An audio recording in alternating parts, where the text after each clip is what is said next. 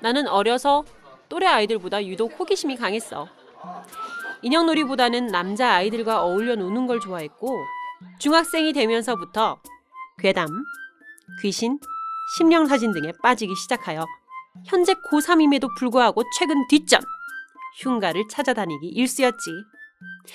물론 혼자 다니는 건 아니야.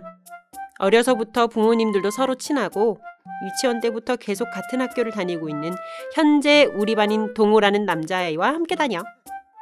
중학교 때부터 유명한 공포 스팟들은 같이 찾아다니곤 했는데 정확히 말하면 동호는 끌려다녔다는 표현이 맞아. 반강제 협박으로.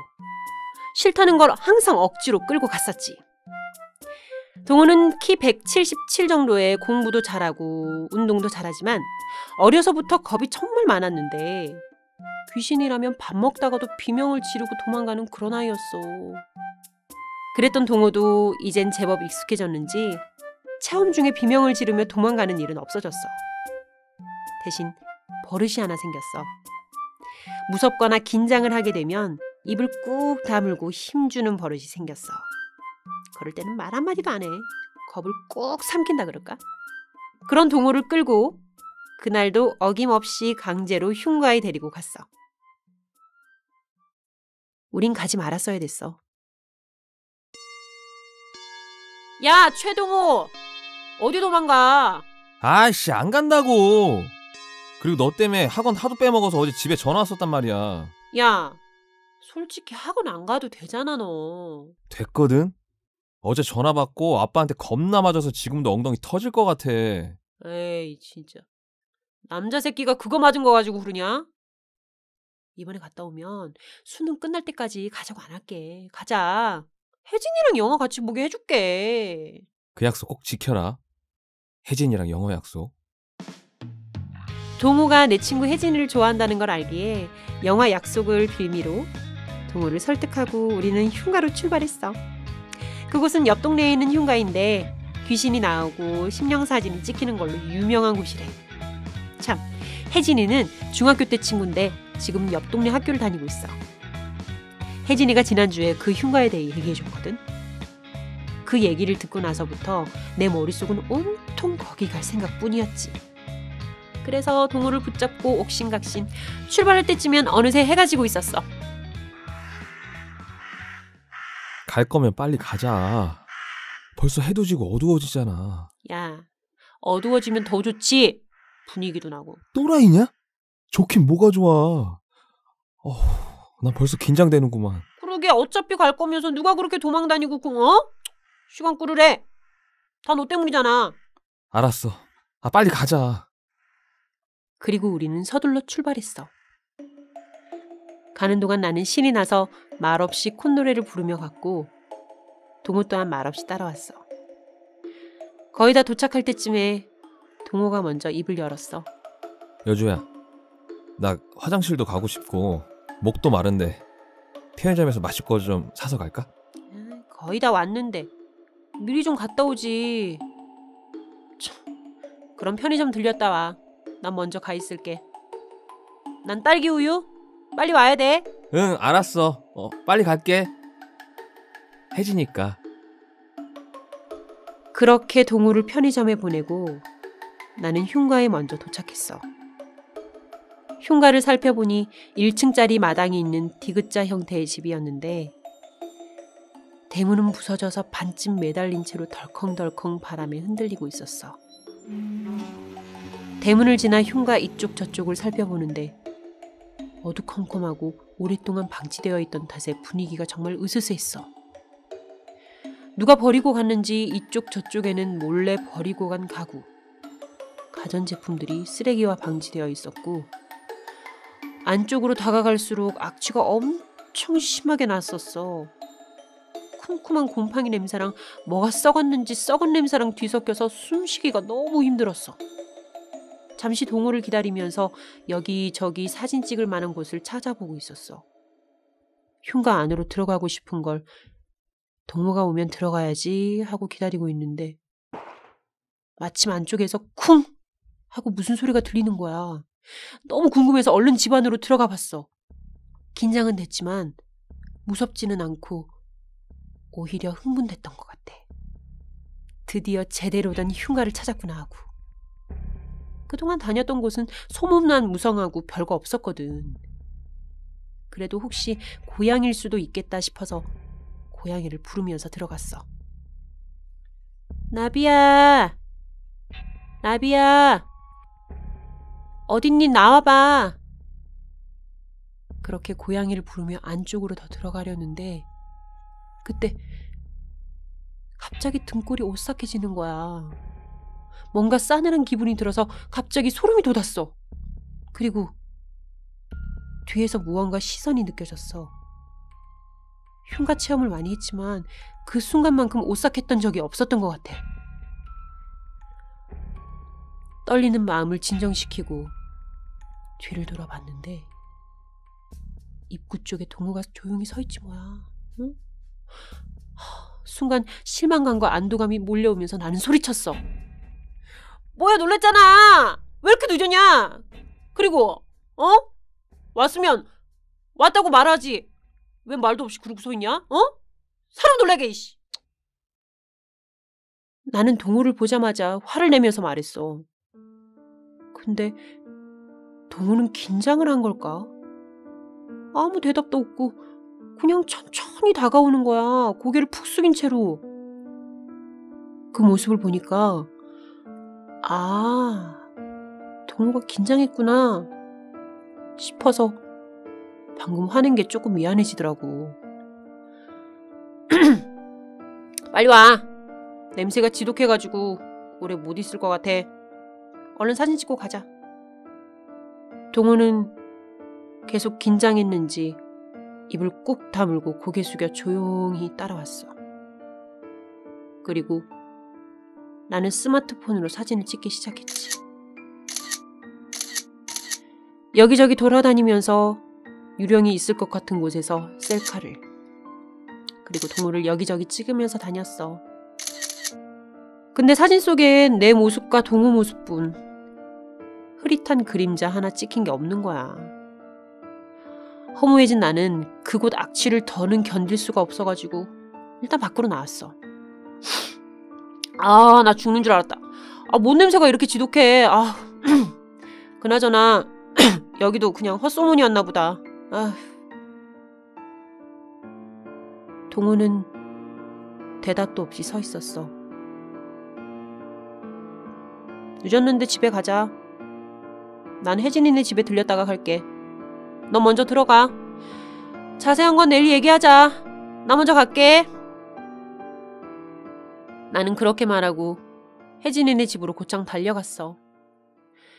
동호 표정이 안 좋던 게 마음에 걸리지만 오늘 흉가 체험 얘기를 혜진이한테 빨리 말해주고 싶었거든. 그렇게 허무하게 하루가 지나고 다음날 아침 나는 어제 피곤했는지 늦잠을 자서 학교에 지각할 뻔했어. 아슬아슬하게 교실로 와서는 동호를 찾았는데 동호가 보이지 않는 거야. 어제 너무 긴장해서 몸살이라도 났나? 생각하고 있는데 담임선생님이 들어오시는 거야. 자, 조용. 그러고는 모두 조용히 시키고 무거운 표정으로 천천히 입을 여셨어. 어제 동호가 교통사고로 죽었다. 옆 동네 편의점에서 사고를 당했다는데. 선생님 말에 반 친구들은 술렁거렸고 몇 명은 울기 시작했어. 나도 죽었다라는 말을 듣는 순간 눈물이 쏟아졌어. 그리고 잠시 뒤 잠깐, 편의점이라고? 나는 손으로 입을 틀어막고 고개 숙여 떨기 시작했어. 동우가 편의점에서 죽었다면 어제 같이 있었던... 그때 어제 찍은 사진이 생각났어. 떨리는 손으로 사진첩을 열어봤지. 동호의 사진은 뒷모습만 찍혀 있었는데 동호의 얼굴이 찍힌 사진이 딱 한 장 있었어. 셀카로 찍은 사진이었는데 그 사진을 보고 나는 그만 핸드폰을 떨어뜨리고 말았어. 사진 속 동호 얼굴은 반은 내 어깨에 가려져서 반만 보였는데 눈이 흰자만 보이고 섬뜩한 표정으로 웃고 있었거든. 그리고 동호 모습이 뒤에 물건이 보일 정도로 투명했어. 이제서야 생각난 사실이 있는데 어제 뒤돌아봤을 때 동호는 빈손이었어.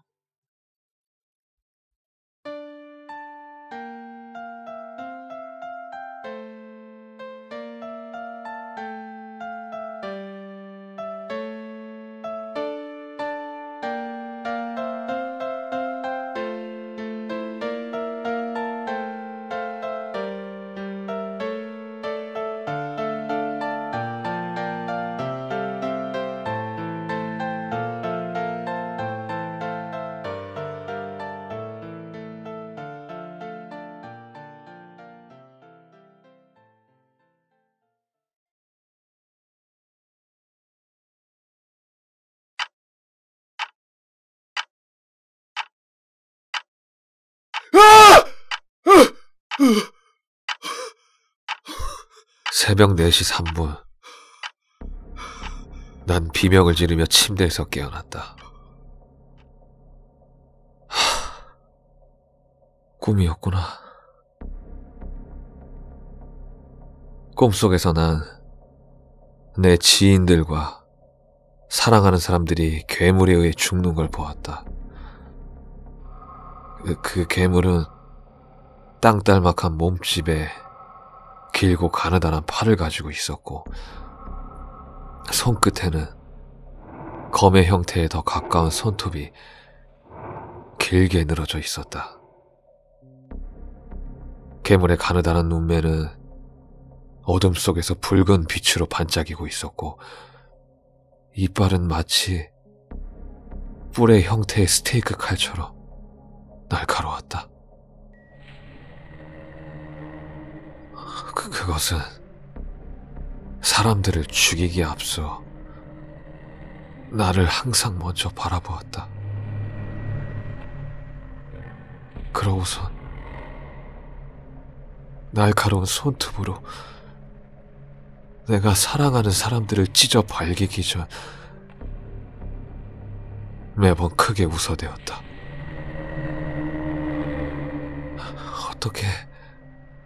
어떻게 그게 우릴 찾아낸 거지? 그건 집으로 들어오기 위해 아빠의 목소리를 흉내냈었다.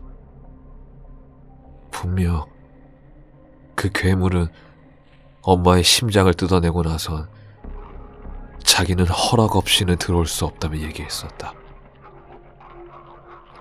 꿈은 그 괴물이 키득키득대며 손톱을 바닥에 지익 끌면서 천천히 나에게로 다가오는 걸로 끝이 났었다. 그리고 난 비명을 지르며 꿈에서 깨는 거지. 난 내 방 침대 안에 있었다. 새벽 4시 3분. 누군가가 방문을 두드리는 소리에 난 잠시 얼어붙었다. 얘 자다가 비명 지르던데 괜찮은 거니? 엄마가 말하는 소리가 들렸다. 아, 다행이다. 엄마구나. 안심하는 마음이 밀려들어왔다. 얘 괜찮아요, 엄마. 그냥 악몽 좀 꾼 것 같아요. 그래 얘야. 물 좀 가져왔는데 필요하니? 엄마는 되물었다. 네, 엄마. 들어오세요. 그리고 그 말을 내 입에서 내뱉은 순간 난 지금이 9월이고 3주 전에 내가 대학 기숙사로 돌아왔다는 사실을 깨달았다.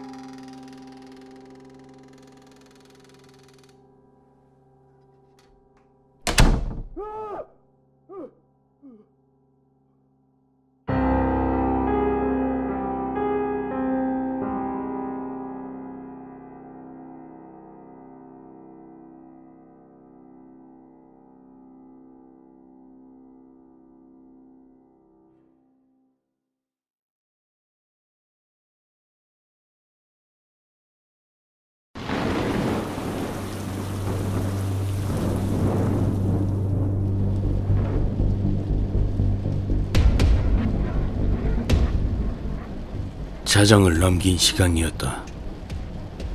목적지에 도착하기 전까진 아직 시간이 좀 더 남은 상황. 1시간쯤 전에 태워준 소녀는 내 옆 조수석에서 잠들어 있었다. 그 아이는 히치하이커였다. 한밤중, 그것도 쏟아지는 비 속에 어린애를 혼자 놔둘 순 없었기에 난 그 애를 차에 태웠다. 그 아이 마침내 자신에게 차를 태워줄 사람이 나타났다는 사실에 꽤나 행복해 보였다. 그 소녀의 진짜 이름은 알지 못했다. 그녀의 친구들이 그 애를 조라고 부르는 걸 빼고 그 아이 편안해 보였다. 갈색 머리카락으로 반쯤 가려진 예쁜 얼굴에선 그녀의 입술이 눈치채지 못할 정도의 아주 옅은 미소를 띠고 있었다. 분명 좋은 꿈을 꾸고 있는 거겠지. 나도 저번에 내가 꾼 꿈에 대해 기억하려 했지만 기억이 나질 않았다. 그 순간 난 느꼈다. 오랜 시간 동안 느끼지 않았던 그 감정을, 그 끔찍하고 추악한 감정. 난 그 아이의 얼굴을 내려다보았다. 이 아이의 미소가 내 자신을 극복하는데 행여나 도움이 되기를 바라면서 내 안에 악마에게 굴복하지 않기를 빌며, 하지만 난 그것이 나오기 위해 내 안에서 몸부림치는 것을 느낄 수 있었다. 이러고 싶지 않아. 할 수 없어. 이 여자아이를 차에서 내리게 해야 하는데 그건 너무 오래 걸릴 거야. 이미 그 전에 일이 벌어져 버리고 말 거라고. 난 계속 내 안과 전쟁을 치르며 발버둥을 쳤다. 그때 안 돼. 더 이상 참을 수가 없어. 그리고 일어나 버렸다.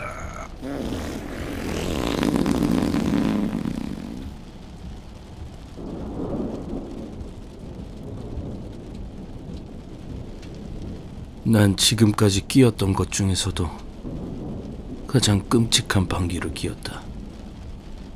전설적이었어. 아이들이 다른 어린애들을 겁주기 위해 하는 이야기 수준 꿈의 무시무시한 놈이었다. 난 겨우 내 안을 탈출한 그 괴수가 그 아이를 깨웠는지 내려다보았다. 깨지는 않았다. 하지만 그녀의 얼굴에선 미소가 옅어지고 있었다. 보아하니 이 아이는 지금 악몽을 꾸고 있는 것 같다.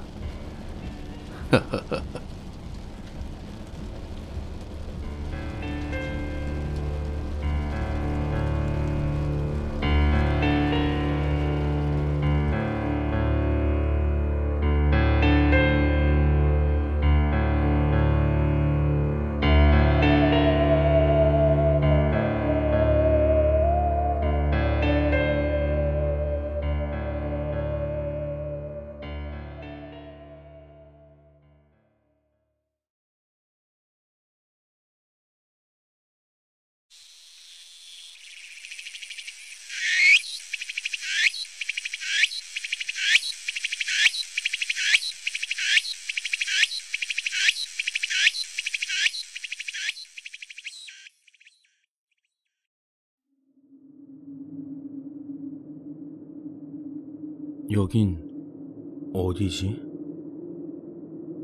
난 정신을 차려보니 잔디밭에 누워 있었다.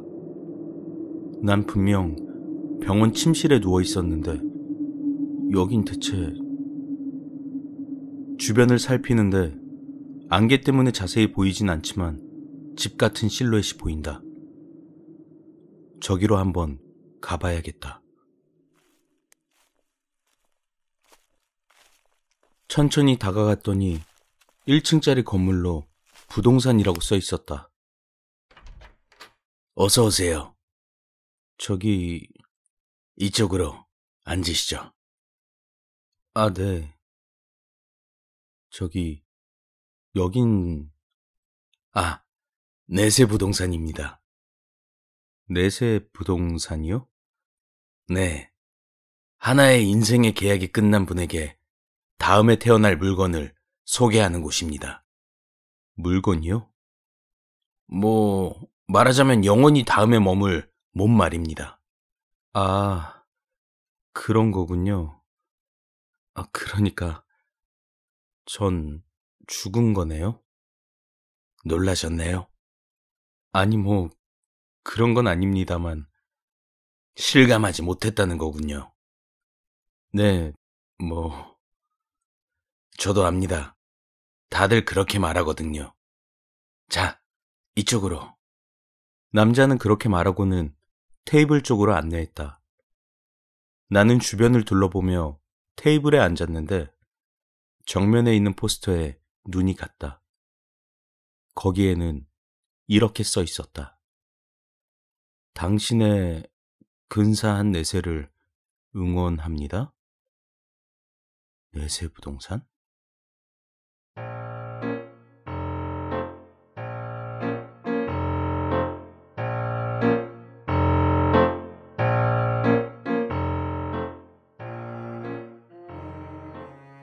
손님은 어떤 물건을 희망하시나요? 네?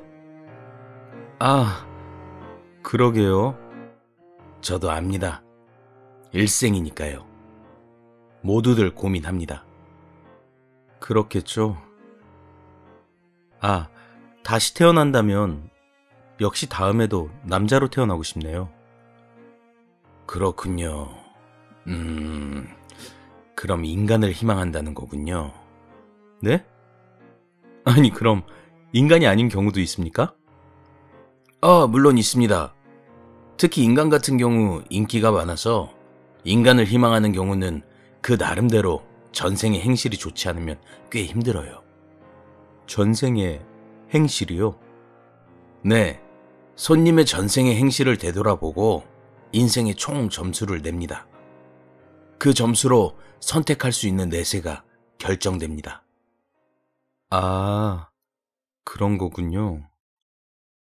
여기에 손님의 이름, 생년월일을 입력하면 손님이 전생에서 한 일들이 전부 나오게 됩니다. 전부요? 네. 손님의 인생 모든 기록이 전부 여기에 데이터로 기록되어 있습니다. 제 이름도 알고 계시는 겁니까? 네. 그럼 어떻습니까? 저의 행실은? 잠시만 기다려주세요. 곧 나옵니다. 죄송합니다. 나왔네요. 이게 손님의 행실 리스트입니다. 여기에는 손님이 전생에 하신 모든 일과 그 횟수가 기재되어 있습니다. 일과 횟수요? 네. 손님께서 했던 좋은 일, 나쁜 일, 그저 그런 일도 빠짐없이 기록되어 있습니다. 예를 들면, 여기 31,390이란 숫자. 이거는요, 손님이 얼굴을 닦은 횟수입니다. 제가 그렇게나 씻었었나요? 뭐 매일 씻으니까 그 정도는 되겠네요. 잠시만요. 여기 이 숫자는 뭐죠? 이 358이라고 써진 거예요. 이건 손님께서 쓰레기를 아무데나 버린 횟수입니다. 쓰레기요? 네. 그렇게 많이 버렸던가요? 그렇네요. 자주 지하철 선반 같은데 신문 같은 걸 두고 내리거나 하셨나 본데요. 네? 별로 기억이 잘 나질 않습니다만. 뭐 그런 경우도 많습니다. 혹시 이건 일반적으로 봤을 때 많은 편인가요? 글쎄요. 물론 더 많이 버리는 분도 계시지만 전혀 버리지 않는 분도 있으니까요. 그런가요? 그럼 이건 역시 마이너스가 되는 거겠죠? 네. 그런 사소한 것도 마이너스가 돼버리는군요. 물론입니다. 그럼 이 675는 무슨 숫자인가요? 이거는 손님께서 전생의 개미를 밟은 횟수네요. 개미요? 네. 그렇게나 밟았나요? 어디 보자. 7살부터 10살 사이에 집중적으로 많이 밟았나봐요. 기억이 이것과 관련해서 당시에 개미에 입주한 분들이 꽤 불만이 있었다고 적혀있네요. 네? 불만이요? 네. 그럼 당연히 이것도 마이너스죠. 네? 저기 또 마이너스가 되는 일들이 있나요? 잠시만요. 여기 19라는 숫자. 이거는 비 오는 날 편의점 입구에서 다른 사람의 새 우산하고 본인의 헌 우산을 몰래 바꾼 횟수네요. 그런 것도 했었나요? 그리고 이 8이라는 숫자. 이거 같은 경우는 좋아했던 여자아이의 리코더를 몰래 핥았던 횟수네요. 네? 그것도 들킨 건가요? 네. 쪽팔려, 씨. 그 일은 진짜 죽을 때까지 비밀로 했었는데, 뭐, 성공하셨네요. 네? 그렇네요. 그나저나, 정말 많은 죄를 졌네요. 뭐, 지금 보여드린 건 나쁜 행실들이지만, 좋은 행실들도 많이 있습니다. 정말인가요? 네. 예를 들면, 여기 9라는 숫자는 손님께서 괴롭힘을 당한 사람을 구해준 횟수입니다. 이건 비교적 많은 편이에요. 당연히 이건 좋은 일로 플러스가 됩니다. 다행이네요. 분명 어렸을 때 동네에 자주 괴롭힘을 당하던 여자애가 있었어요. 제가 원래 정의감 같은 건 강해서 몇 번인가 구해준 기억이 나네요. 그렇군요. 참네. 나쁜 행실은 거의 기억도 못하는데 좋았던 행실은 선명하게 기억을 하네요. 참. 뭐 자신도 모르게 불편을 주거나 상처를 주는 건 인간에 입주한 분이라면 그다지 드문 일도 아닙니다. 인간이라는 물건 자체를 건물에 비교하자면 고층 아파트 같은 거다 보니 어쩔 수 없이 근처 건물을 가려서 다소 불만이 나오게 되는 것은 피할 수 없습니다. 제가 전생에 집 근처 고층 아파트가 들어선다 했을 때 반대 운동을 했었습니다. 정작 나는 고층 아파트에 살면서도 말이죠. 그래서 말인데요. 손님의 총 포인트 말인데요. 네, 82,000포인트네요. 그건 많은 건가요? 꽤 적은 편이죠. 아, 그런가요? 그럼 전 어떤 물건을 할 수 있나요? 잠시만요. 손님의 예산으로는 인간이 안 될 건 없지만 그다지 좋은 조건의 물건이 안 남았을 거예요. 그리고 인간은 심사가 엄격하거든요. 그래서 그럴 바엔 조건이 좋은 다른 물건을 하는 편이 행복할지도 몰라요. 예를 들면 개는 어떤가요? 개요? 네, 개요. 개라면 그 나름대로 좋은 조건의 종류를 고를 수 있습니다. 예를 들면요? 도사견은 어떤가요? 81,600포인트. 도사견이요? 그 투견하는? 네. 이 정도 포인트면 챔피언도 될 수 있어요. 자, 보세요. 아무래도 도사견은 전 싸움 같은 걸 좋아하지 않아서요. 좀 더 한가로운 동물이 좋을 것 같은데요? 한가로운 동물이면, 또 뭔가 희망하는 조건이 있나요? 그럼 이왕이면 수명이 긴 동물이었으면 좋겠어요. 장수라. 한가롭고 장수면, 이건 어떤가요? 56,800포인트. 이건 뭐예요? 왕우럭 조개요. 왕우럭 조개요? 네. 최소 160년 정도는 한가롭게 살 수 있어요. 네. 근데 왕우럭 조개인 거죠? 네. 왕우럭 조개요. 구체적으로 어떤 생활을 하는 건가요? 글쎄요. 기본적으로는 모래 안에 가만히 있지 않을까요? 그렇겠죠. 네. 한가롭고 장수할 수 있습니다. 아니, 그래도 그렇지. 그냥 가만히 160년인 거잖아요. 이런 거 말고 다른 건 없나요? 왕우럭 조개는 싫으신가요? 아니, 그렇게까지 오래 살 필요는 없을 것 같아서. 판다 어때요? 판다? 판다는 손님의 포인트로는 좀... 네? 왜요? 일단 멸종위기에 귀중한 물건이라서요. 그럼 이런 건 어떤가요? 젖소요? 네. 한가롭고 조용하니 조망도 좋고 한가로운 생활을 희망하는 분에겐 추천합니다. 그치만 소인 거죠? 네.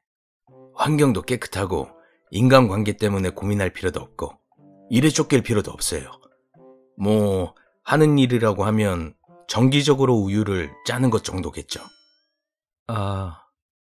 우유. 애매하시면 한번 내방해 보실래요? 내방이요? 내방이 가능한가요? 당연히 되죠. 부동산인데.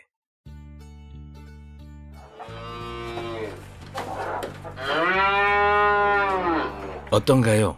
손은? 어떠냐고 물어보셔도 이걸론 잘 모르겠는데요. 마음에 안 드시나요? 아니, 그런 게 아니라 내방이라고 해서 실제로 잠깐이라도 소를 체험하는 줄 알았는데 이건 그냥 소를 보러 온 거죠? 네. 그래도 이렇게 환경도 볼 수 있고 보시는 바와 같이 방목을 하기 때문에 언제든지 풀을 뜯을 수 있어요. 아니, 그건 소에게 있어선 좋을지 몰라도 지금은 소가 아니라서 풀을 뜯는 것엔 전혀 매력을 못 느끼겠는데요. 그런가요?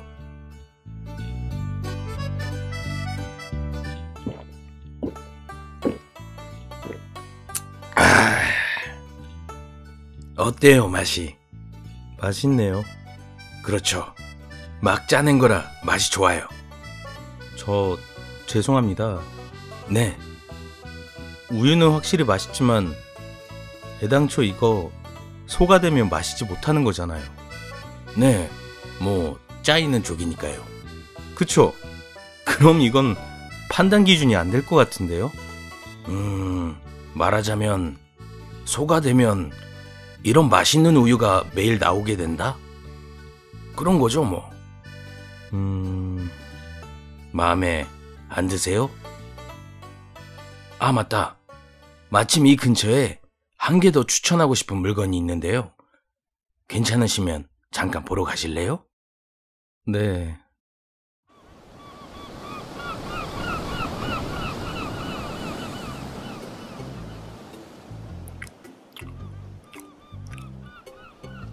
어떠세요?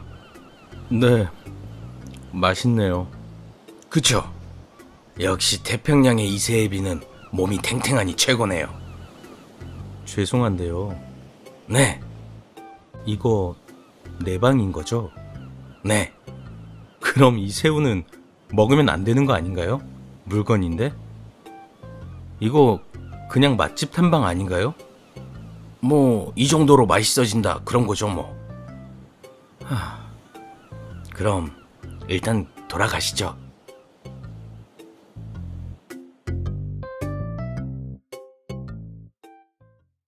마음에 안 드셨나요? 네. 아무래도 인간에게 평생 키워지는 생활은 좀 그렇네요. 아, 그리고 새우 얘기는 꺼내지도 마세요. 그럼 좀 더 자유로운 물건이 좋으시다는 거죠? 보자. 그럼 매미는 어떤가요? 매미요? 네. 요즘 의외로 인기가 많거든요. 매미가요? 네. 종류도 많고, 저기요. 매미의 어떤 점이 대체 좋은 거죠? 매미요. 매미는 땅속에서 7년간 지내고 나면 지상에서 일주일 정도 산다고 하잖아요. 근데 그 일주일이 매미한테는 천국이나 다름없어요. 천국이요? 네. 이 일주일이 터무니없이 기분이 좋다고 해요. 쉽게 말해서 그 쾌락은 인간이 성교를 통해 얻는 쾌락보다 약 100배 정도라고 합니다. 100배요? 좀 더 자세히 좀 들려주세요. 네. 인간이 느끼는 쾌락은 매미의 쾌락에는 비교가 안 돼요. 게다가 매미는 그 쾌락이 일주일간 계속돼요. 우와, 진짜요? 생각해봐요. 매미가 우는 소리 대단하잖아요. 그거 사실은 울음소리라기보단 쾌락으로부터 나오는 절규 같은 거거든요. 네? 진짜예요? 그럼요. 어때요? 매미는 정말로 추천합니다. 여기서 무리해서 인간이 되는 것보단 일단은 매미가 된 다음에 계약 기간이 끝나면 다시 새로 마음에 드는 조건의 인간을 찾는 것도 방법일 수 있어요. 게다가 매미는 인간과 다르게 나쁜 행위를 할 기회가 없으니까 포인트 쌓기가 쉽거든요. 그러니까 확실하게 포인트를 쌓아서 다음 내세를 노리는 것도 한 방법입니다. 그럼 매미로 합시다.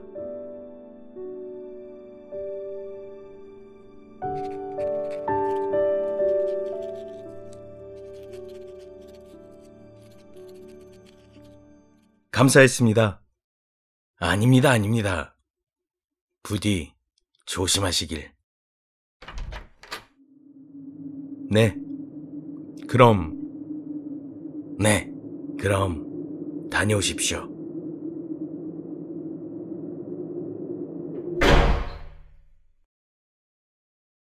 나는 천천히 현관 앞으로 다가가서 문을 열었다. 문을 열자 환한 빛이 나를 감쌌고 정신을 차려보니 흙 속에서 눈을 떴다. 그렇게 나는 어느 유지 매미의 장남으로 태어났다. 해가 뜨거나 말거나 새까맣게 어두운 땅속에서 7년을 보냈다. 그 7년간 매미라서 그런지 스트레스 같은 건 전혀 느끼지 못했다. 한가하다든지 지루하다는 개념이 없어서 전혀 힘들지 않았다. 그리고 오늘 마침내 나는 지상으로 나왔다. 이번 생에 태어나 처음으로 느끼는 햇빛, 처음으로 느끼는 바람, 처음으로 보는 경치. 나는 처음으로 살아있음의 훌륭함을 실감했다. 그렇다. 정말 최고다. 매미로 선택하길 정말 잘했다.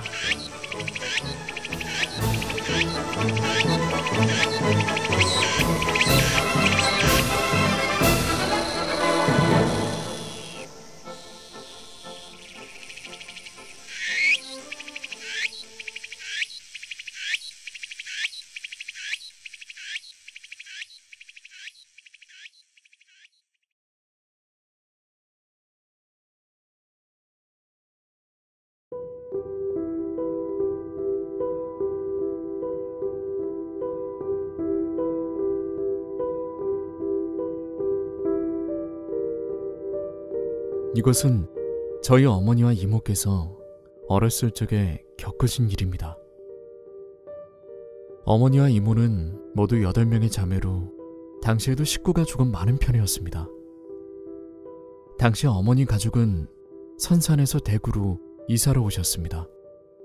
그런데 이사 오고 3년이 지난 어느 날, 이모 중에 둘째 이모가 시름시름 아프기 시작하셨습니다. 처음에는 다들 한 번 정도 앓는 감기 몸살이라고 생각했는데 아무리 약을 먹어도 도통 나으시질 않으셨습니다. 하지만 당시 어머니 가족이 여유 있는 형편이 아니어서 가족 회의 끝에 할아버지께서는 입원비가 가장 저렴한 병원에 이모를 입원을 시키기로 결정했습니다. 그 병원은 보통 생각하는 병원이라고 생각하기 힘들 만큼 허름한 시설이었다고 합니다. 입원비가 다른 곳보다 2~3배 정도나 저렴한 게 납득이 갈 정도로 말이죠. 병실은 더군다나 지하였습니다.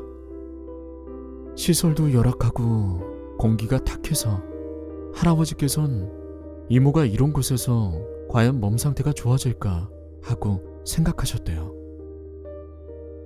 하지만 별다른 대안이 없기도 해서 그대로 그 허름한 병원에 이모를 입원시켰습니다.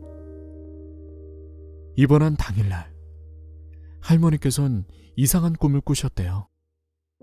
꿈속에서 입원한 둘째 이모가 하얀 이불을 뒤집어 쓴 채로 시커먼 강으로 들어가고 있었다고 합니다. 할머니는 너무나 불길한 기분이 들었지만 막상 다음날 이모에게 이상한 일이 일어나거나 하지는 않았대요. 그렇지만 일주일이 넘어도 이모의 병은 낫질 않았습니다. 계속해서 시름시름 아프기만 했대요. 그런데 그날 밤 이상한 일이 있었어요. 그날은 낮에 할머니께서 혼자 이모를 돌보던 날이었습니다. 할머니가 병원에 도착했는데 이모가 평소에 덮던 꽃무늬 이불을 안 쓰고 하얀 이불을 고집하더래요. 아픈 사람의 투정이라고 생각했는데 갑자기 할머니께서 일주일 전에 꾼 꿈이 생각나더랍니다. 이모가 하얀 이불을 뒤집어 쓴 채로 강으로 들어가던 꿈. 그래서 할머니는 이모를 혼내고는 원래 쓰고 있던 꽃이불을 덮게 했대요. 그리고는 집에 돌아오셨고 저녁 시간이 되어서 지치신 할머니 대신 엄마와 셋째 이모가 저녁밥을 주러 병원에 갔습니다. 당시 그 병원에는 배식이 없었다고 하네요. 그렇게 셋째 이모와 어머니는 저녁밥을 가지고 병원에 도착해서 곧장 이모 병실로 향했습니다. 병실이 있는 지하로 내려가는데 멀리서 누군가 달려오는 소리가 들렸대요. 누가 병원에서 시끄럽게 뛰는 걸까 하고 생각했는데 계단을 다 내려와서 복도를 보자 셋째 이모는 바로 기절했다고 합니다. 복도에서 검은 옷을 입은 여자가 이모를 향해 달려오는데 얼굴에 눈, 코, 입이 전부 뻥 뚫려 있었대요. 그 모습을 본 엄마는 어린 마음에 너무 놀라 바로 집으로 달려갔대요. 어머니는 할아버지께 동생도 제대로 챙기지 못했다고 혼이 났고 이야기를 들은 할아버지는 셋째 이모가 걱정돼 얼른 어머니와 같이 병원으로 가셨습니다. 어머니가 병실 복도로 다시 갔을 땐 기절한 셋째 이모만 있었고 아까 본 검은 옷의 여자는 없었대요. 그리고 바로 이모 병실로 들어가니까 이번엔 입원해 있던 둘째 이모가 머리에 피를 흘리면서 하얀 이불이 있는 사물함에 머리를 계속 박고 있더랍니다. 튀어진 피가 거무튀튀해질 정도로 오랫동안 박고 있었대요. 어머니와 할아버지는 너무 놀래서 둘째 이모를 말렸지만 둘째 이모는 계속 자기 죽여달라, 데려가라, 이런 알 수 없는 이야기를 반복했대요. 그러다가 기운이 다 소진된 모양인지 바로 쓰러졌다고 합니다. 이상한 일은 기절에서 깨어난 둘째 이모는 아무 일도 기억하지 못하더래요. 자기가 머리를 크게 박았다는 이야기를 도무지 믿지 않더래요. 그나마 다행인 것은 깨어난 둘째 이모는 병이란 걸 모르는 사람처럼 멀쩡하게 일어났대요. 몸이 너무 개운하고 당장이라도 동네를 뛰어갈 수 있을 것처럼 말했다고 하네요. 뭐 결과가 좋으면 좋다는 말처럼 할아버지는 딸이 아프지 않다고 하니까 그저 다행이라고만 생각하셨대요. 그 후로는 둘째 이모는 잔병 없이 자랐다고 하네요. 가끔 어머님께선 이 이야기를 하실 때 그때 할머니께서 만약 둘째 이모한테 하얀 이불을 줬으면 큰일이 나지 않았을까 하는 생각이 들어 끔찍하다고 합니다. 생각해보면 하얀 이불을 준다는 건 시신에게 하얀 천을 덮는다는 의미가 아니었을까 싶은 생각이 드네요. 지금 당신이 덮고 있는 이불은 어떤 색인가요?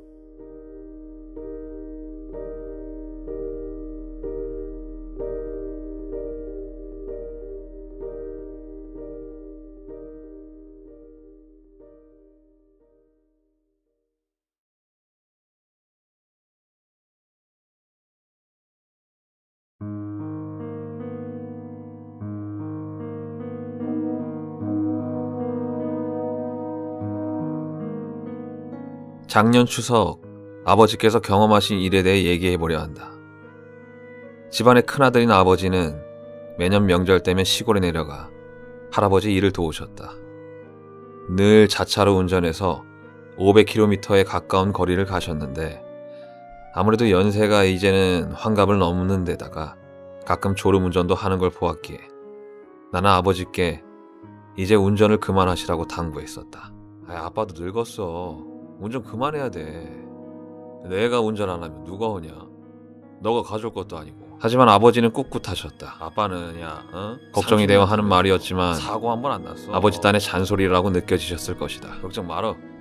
워낙 자존심도 세고 자기 주장이 강하신 분이라 더 이상 내가 뭐라 한다 해도 들을 사람이 아니었기에 그럼 운전하다 졸리면 그냥 근처 휴게소에 들러서 잠을 자던지 졸음 쉼터 같은 데 세워다가 잠을 청하고 운전하셔라 이야기해드리는 것 말고는 없었다. 그리고 문제의 작년 추석, 여느 때와 마찬가지로 차를 운전해서 시골을 향해 가고 있었는데 안성쯤 지났을까?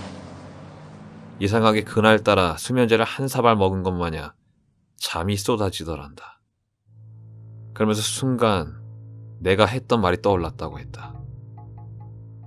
그래서 졸리면 휴게소나 졸음쉼터 이용해. 꼭?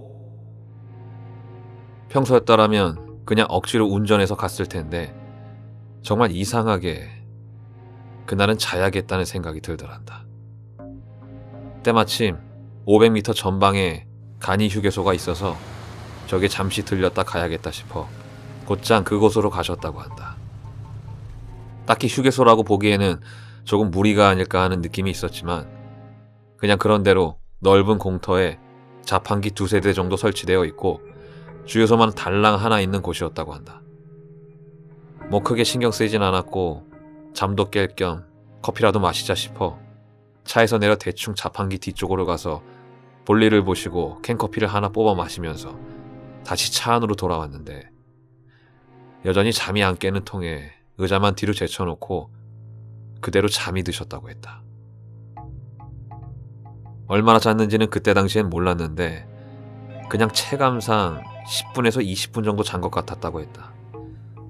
그런데 주머니에 넣어둔 휴대폰으로 전화가 와서 그마저도 깨버렸다고 하셨다.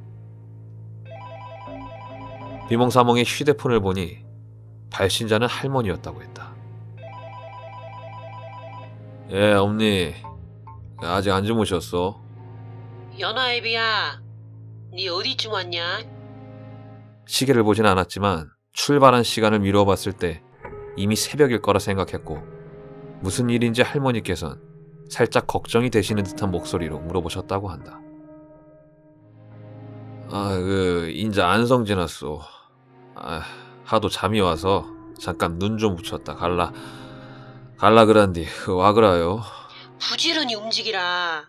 그러고 나가 사과를 쪼까 먹고 싶은디 올 때 몇 개 사온나? 알겠어 엄니. 예, 사가지고 갈 텐게 얼른 주무셔. 그리고는 다시 곧장 잠에 빠져들었다고 한다. 어찌나 잠이 몰려오던지 할머니와 통화를 하는 것조차도 짜증스러울 정도로 잠이 밀려왔다고 했다. 게다가 통화를 하는 내내 눈을 감고서 이게 지금 잠을 자는 건지 깨어있는 건지 분간이 안 설 정도로 비몽사몽의 통화를 했다고 했다. 이후 통화를 끊고서 다시 잠이 들었는데 또 몇 분 지나지 않아 다시 전화벨이 울리더란다. 순간 아버지는 할매가 왜 이리 잠을 안 주무시고 전화를 해야 될까 생각을 하며 약간 짜증 섞인 목소리로 전화를 받았다고 했다. 언니, 와 그라요. 애비 너 아직도 그서 그러고 앉았냐? 아따 언니요. 잠이 와서 막 쪼까 자고 간다 안 그라요. 왜 자꾸 전화를 했었어?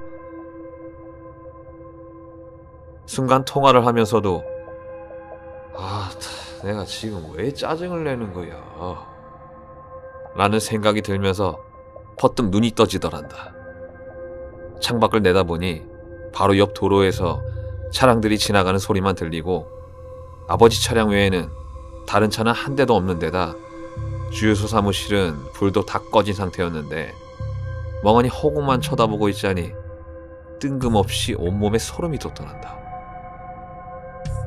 그렇게 쏟아지던 잠도 한순간에 싹 달아나고 더 이상 여기 있으면 안 되겠다는 생각이 들어서 통하고 뭐고 휴대폰을 조수석에 던지고서 일단 그곳을 빠져나왔는데 도로를 어느 정도 달리다 보니 기분이 굉장히 상쾌해지는 느낌이 들더란다.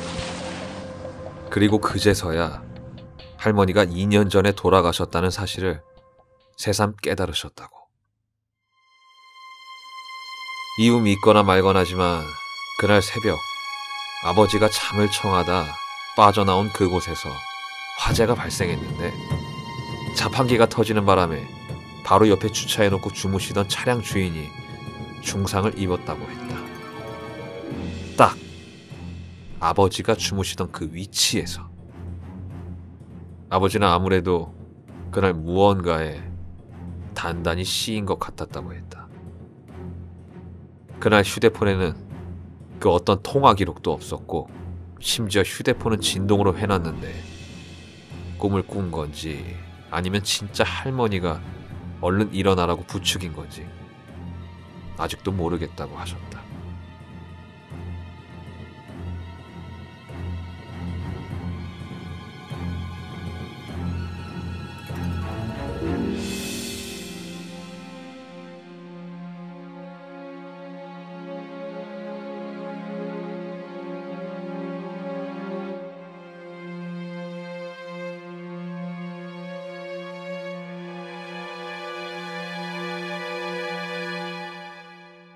애비 너 아직도 그서 그러고 앉았냐?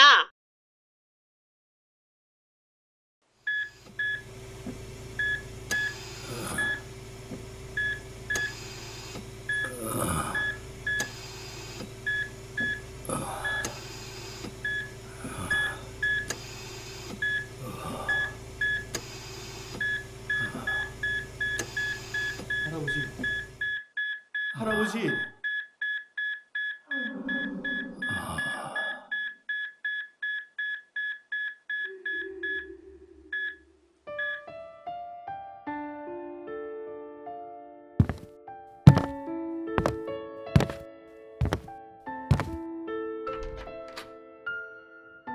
자, 이쪽으로 앉으세요.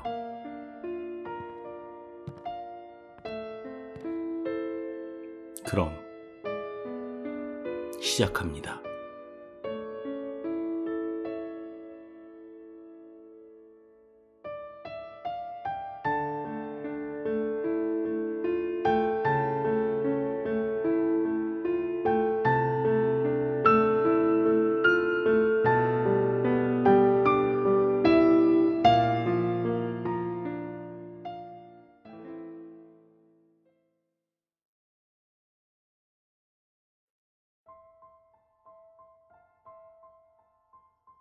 오늘 주류 판매점으로 가보세요. 어느 곳이든 상관없습니다. 통로에서 시간을 낭비하지 말아요. 카운터로 바로 향합니다. 카운터 뒤엔 여러 종류의 파인트나 2분의 1 파인트 사이즈의 술병들이 놓여 있을 거예요. 보드카나 럼, 그런 것들 말이죠. 거기서 위스키를 찾으세요. 가장 저렴한 파인트로 한 병 고릅니다. 계산하세요. 주머니에 넣고 떠나세요. 다음으로 영화관을 찾습니다. 바로 다음에 상영하는 영화표를 사세요. 뭘 상영하든지 상관없습니다. 불이 꺼지면 위스키를 병째로 마시세요. 섞어 드시지 마세요. 딴 것도 드시면 안 됩니다. 첫 몇 모금은 괴로울 거예요. 그러다 입속 감각이 무뎌지고 타들어가던 모가는 잠잠해지고 속은 더 이상 불편하지 않을 거예요. 최대한 할 수 있을 만큼 들이키세요. 벌컥벌컥 들이키지 마세요. 조금씩 마셔요. 그렇지 않으면 병이 날 테니까요. 곧 알코올이 잠식하기 시작할 거예요. 이 말은 당신이 점점 대화를 쫓아가고 등장인물들을 알아보고 줄거리의 중요한 부분을 쫓아갈 수 없게 된다는 뜻이에요. 이렇게 돼가는 걸 멈추려 하지 마세요. 이겨낼 수 없을 겁니다. 곧 알게 되겠지만 이게 당신이 처음에 극장에서 혼자 술을 마시는 이유입니다. 영화는 단절된 이미지들, 이상한 소리, 그리고 아무런 의미도 담기지 않는 단어들의 연속된 집합체로 빠르게 어그러져 갈 거예요. 당신은 더 이상 이해할 수 없는 것을 바라보는 데 지쳐 대신 당신 주변에 있는 어둠 속에 묻힌 사람들의 얼굴들을 바라보기 시작할 거예요. 사람들은 당신을 알아차리지 못할 겁니다. 마치 당신이 존재하지도 않는 것처럼요. 이게 느껴진다면 자신에게 되뇌이세요. 몇 번이고 몇 번이고 이런 기분일 거야. 이런 기분일 거야. 이런 기분일 거야. 이런 기분이었을 거야. 이런 기분이야. 라고.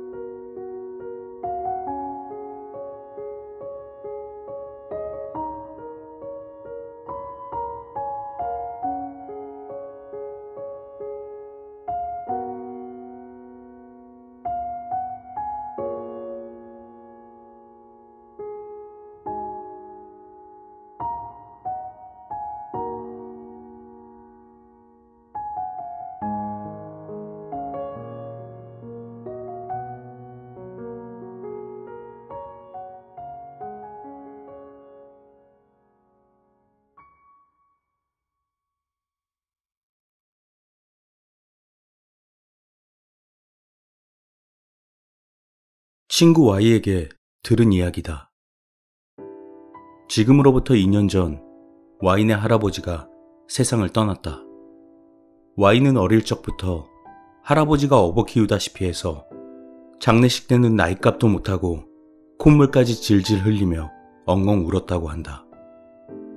그리고 할아버지가 돌아가시고 정확히 일주일이 지난 어느 날이었다.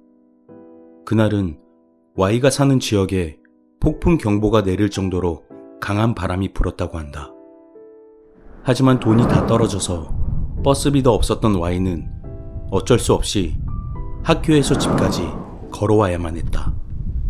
도중에 몇 번이고 날아갈 뻔하며 죽을 고비를 넘겨 겨우 저녁 7시 반이 넘어서야 집에 도착했다. 가방에서 열쇠를 꺼내 현관문을 연다.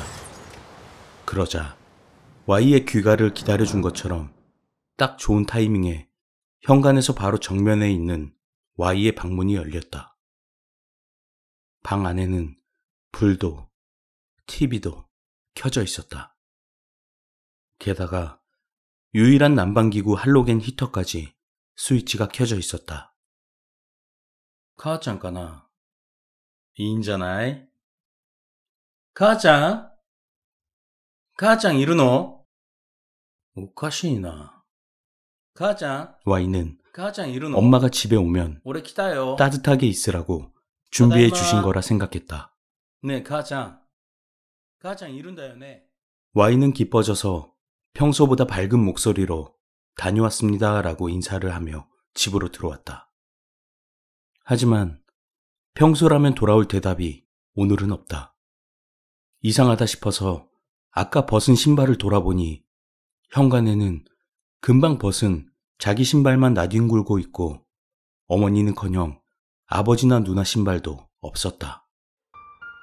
그러고 보니 오늘 다른 가족들은 모두 할아버지 제사 때문에 집에 늦게까지 안 들어올 터였다. 순간 Y의 머릿속에 옛날 영화에서 본 깜깜한 방 안에 서 있는 긴 머리 여자 유령이 떠올랐다. 설마 하는 생각이었지만 유령이나 괴물이 아니라 도둑이 들었을 수도 있겠다 싶었다. Y는 최대한 발소리를 내지 않으려 주의하며 방 입구로 다가가 살며시 안을 들여다보았다. 천천히 방 안을 들여다보니 얼마 전 세상을 떠난 할아버지가 등을 보이며 앉아 있었다. 그게 할아버지라는 걸 알아차리자 Y의 공포심은 단번에 사그라들었다. 옛날부터 공포영화 하나 혼자 못 보는 겁쟁이 Y였지만 설령 진짜 귀신이더라도 할아버지가 찾아와 줬다면 반가울 따름이었다. Y는 할아버지에 대한 그리움과 자신을 만나러 일부러 와준 것에 대한 고마움 때문에 무심코 눈물까지 날 정도였다고 한다. 할아버지는 생전 버릇이었던 특징이 있는 기침을 두세 번 하고 어색한 동작으로 머리 없는 후두부를 긁었다. 지이짱? Y가 부르자 할아버지는 느릿하게 일어나 뒤돌았다. 기분 탓일까? 뒤돌아선 할아버지의 모습에서 윤곽선이 어쩐지 삐뚤어진 것처럼 보였다. 할아버지의 얼굴은 잉크를 뒤집어 쓴 것처럼 붉었다.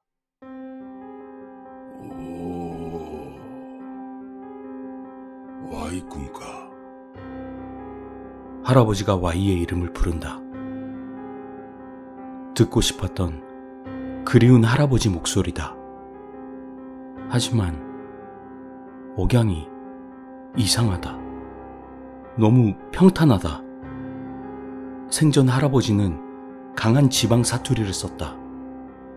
하지만 지금 할아버지의 목소리는 마치 PC로 만든 인조 음성 같았다. 할아버지는 천천히 이리로 한 걸음씩 다가온다. 네, 지이짱. 지이짱, どうしたんだよ? 지이짱, おかしいよ. どうしたの? 네, 지이짱. 지이짱. 너무나 모습이 이상한 할아버지에게 묻자 할아버지는 다시 아까 전처럼 기침을 하고 머리를 긁었다. 지이짱, 우치니 帰ってきたの? 네, 지이짱. Y가 그렇게 묻자 할아버지는 잠시 생각하는 듯 천장 근처를 보았다. 오, Y군가. 아까와 완전히 같은 말을 완전히 같은 발음으로 반복했다. 그걸 보고 Y는 조금 두려워졌다. 이건 할아버지가 아닌 것 같다. 할아버지는 아직 천장을 보고 있다. 손가락 끝에서 방울져 떨어진 빨간 액체가 방 카페트 위에 작은 웅덩이를 만들고 있다. 자세히 보니 팔꿈치 바깥쪽으로 팔이 굽어져 있었다. 무엇보다 어깨부터 팔꿈치 사이 거리가 굉장히 길었다. 살아있을 때 할아버지 모습은 결코 이런 게 아니었다. 이건 혹시 할아버지 흉내를 내고 있는 다른 무언가가 아닐까? Y는 조금씩 발소리를 내지 않으려 했으며 슬슬 뒷걸음질을 쳤다. 그걸 깨달았는지 할아버지 행세를 한 그 녀석은 목만 이상하게 길게 늘여 Y를 보았다. Y는 위험하다고 본능적으로 깨달았다. 그렇게 생각한 다음 순간 눈앞에 그 녀석의 얼굴이 있었다. 어깨부터 위쪽 부분만이 부자연스럽게 늘어나 있었다.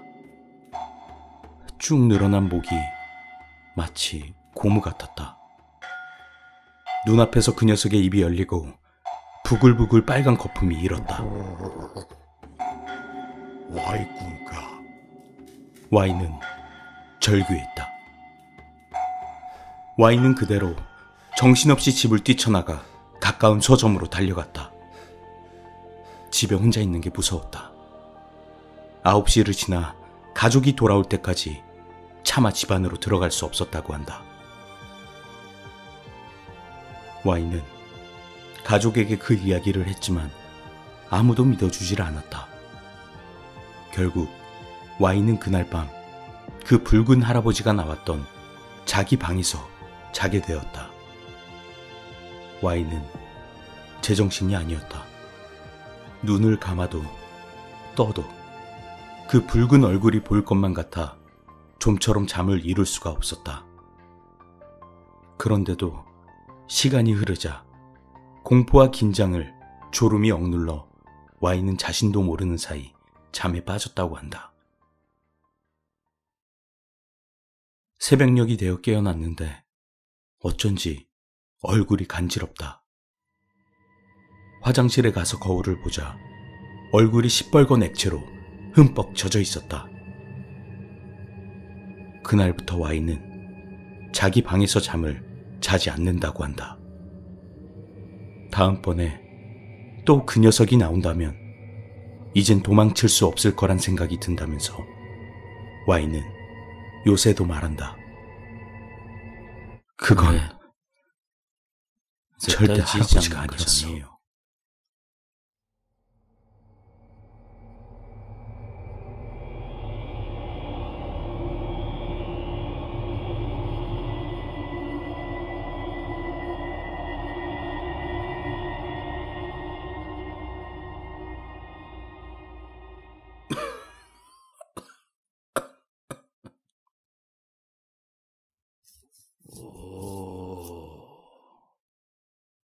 Y군가.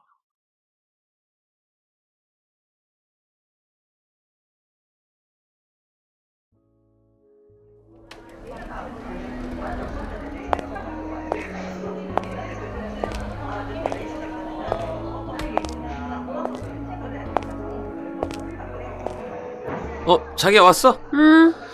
아니 자기 그 왜 이 사거리에 있는 S극장에서 알바한다고 했었지? 응. 자기 그 내 친구 80이 알지?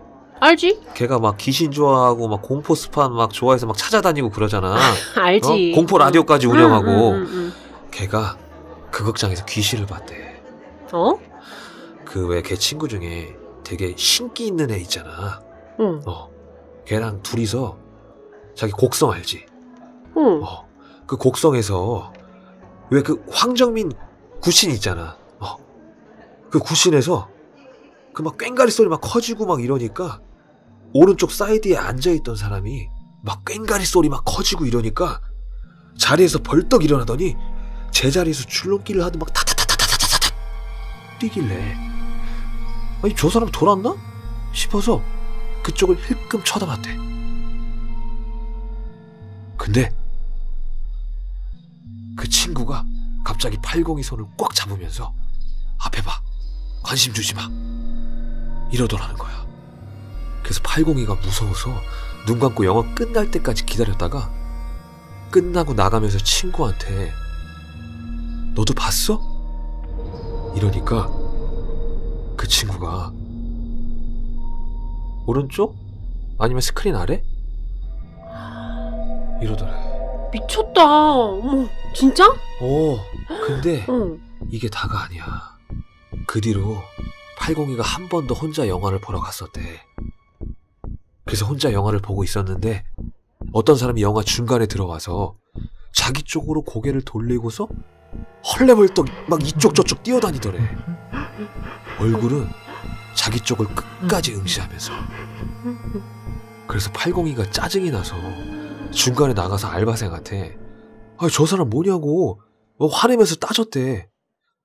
그래서 영화관 들어가서 확인하니까 아무도 없길래 같이 CCTV를 확인해 봤는데 802 혼자 그냥 앉아서 가만히 영화를 보고 있더래.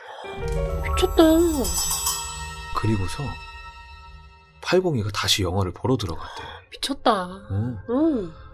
그리고 그렇게 영화를 끝까지 보고 나서 이제 다들 가는 분위기길래 802도 일어나서 가려고 하는데 저기 맨 뒤쪽에 어떤 사람이 혼자 앉아있더래.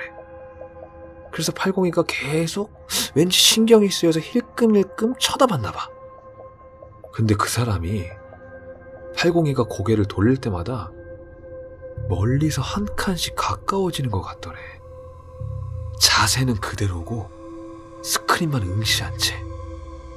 그런데 점점 가까워지다 보니까 처음엔 실루엣만 보이다가 점점 얼굴도 구분할 수 있을 정도로 가까워졌는데 그게 스크린을 보고 있었던 게 아니라 802를 보고 있었던 거였대. 진짜? 근데 이게 다가 아니야. 야, 무서워. 802가 그래서 기겁을 하고 거기 알바생한테 얘기를 했더니 그 알바생이 또 한 가지 얘기를 해주더래. 그 알바생이 이제 뭐 바닥 청소 다 하고 뒤에서부터 팔걸이 싹 내리면서 내려온 다음에 청소를 다 끝내고 딱 뒤를 돌아봤는데 팔걸이가 다 올라가 있더래.